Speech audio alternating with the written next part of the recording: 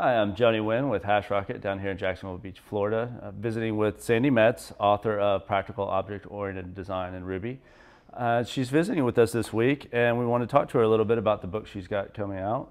I've been doing a little reading, a little reviewing myself, and really enjoyed it. But I want to talk to you a little bit about who is the book, what's the audience you're going for this book? I think it will be most useful to folks who have some experience with object-oriented programming, but no academic training in design. And I find that I ended up writing the book because I got in a position where I spent a lot of time drawing on whiteboards, explaining things, and I got caught doing that by the editors at Addison Wesley. And it seems like the Ruby community is ready for the things that design can help with. And I love explaining things, and I love talking about design, and so it was a pretty good fit. Having come from a static language background, I can appreciate the object-oriented design, giving you those constraints, those boundaries. But I know that the majority of the Ruby community might not quite be. You know, it's interesting right now. It feels like this summer there's been this big debate in the community about the value of design. And I feel like I really have, I'm not interested in having a fight in the community. I'm really interested in finding ways for us to figure out what we can all do that will make our lives better. And along that line, like there really are some, we stand on the shoulders of giants. People have been writing object-oriented code for a long time and figuring out ways in which they can save money. Unfortunately, those guys, they write those books and they're very hard to read. And so it's really easy, it feels to me like we do not have a common understanding of what design is or how to do it in a way that's really approachable to non-academics. And so, I've been writing object-oriented code for 20 years, and I really feel like if we could just all understand get a common agreement about what design means and how to practically and cost-efficiently apply it to projects, we could save ourselves money and remove some pain from our lives. Well, and it's all about the end cost. What kind of technical debt are you willing to take on? And I know here at Hashrocket it's always an ongoing conversation and debate about refactoring and using object-oriented design to kind of guide you. And according to you, it's okay to make a mess, right? Totally okay. I mean, the best thing about so if you think of object-oriented design as just the way you've arranged your code, then it really is about allowing you to make messes in such a way that you won't regret it later. And knowing the techniques of design let you make choices about what messes you can hide and what messes you need to arrange in such a way that no matter what happens later, it won't cost you more money. And so I'm a total believer in that. I don't want people to guess the future. I don't want people to make up requirements.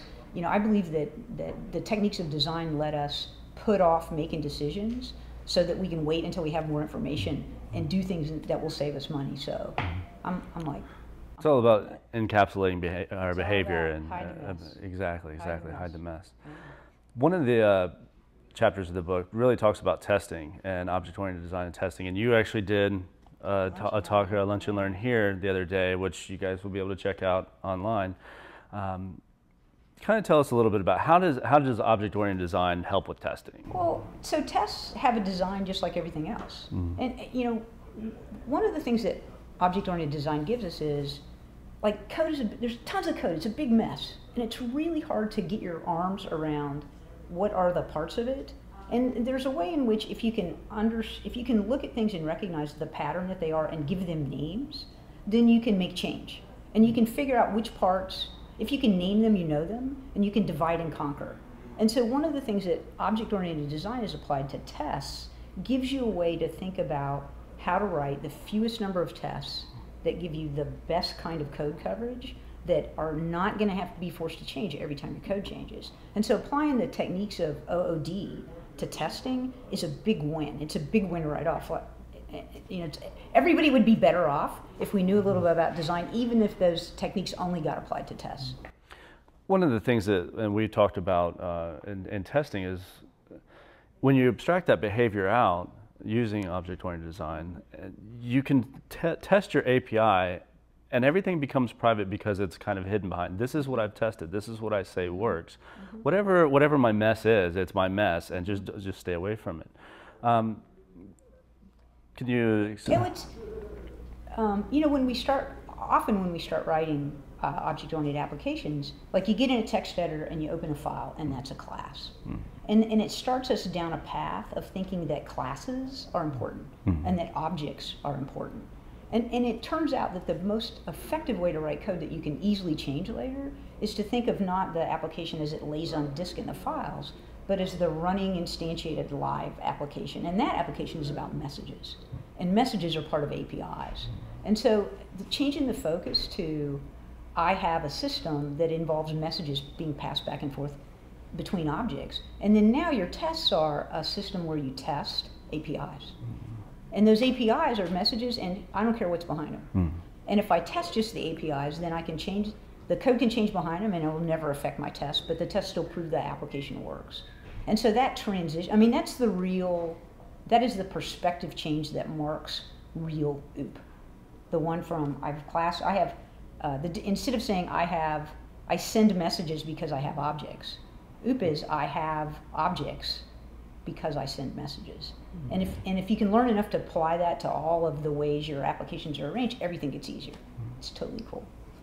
Well, thank you, Sandi, for visiting with us. It's been a pleasure, Johnny. We've really enjoyed having you here, and look forward to the book coming out in September, right? September 14th. It's shipping. It's in the printer right now. Sweet. Well, we really enjoyed it, and look forward to Sandi's talks or Lunch and Learns coming out. It's coming soon.